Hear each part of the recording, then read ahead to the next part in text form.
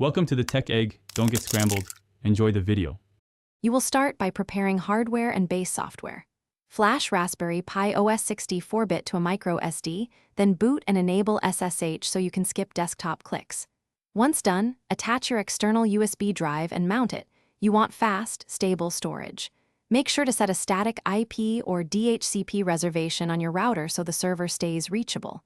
Install updates now. This avoids version conflicts later.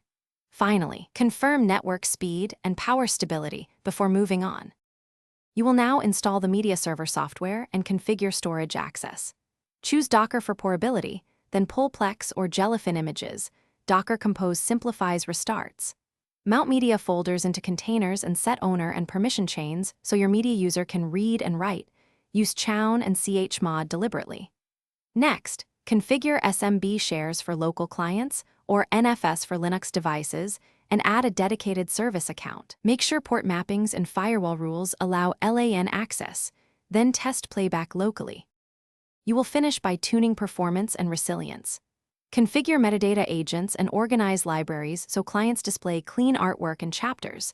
Schedule periodic scans to pick up new files.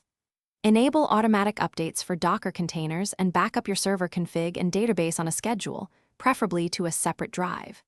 If something breaks, check container logs, verify file system permissions, confirm the Pi's IP, and run smart on the disk. Often fixes are a missing permission or a stale mount.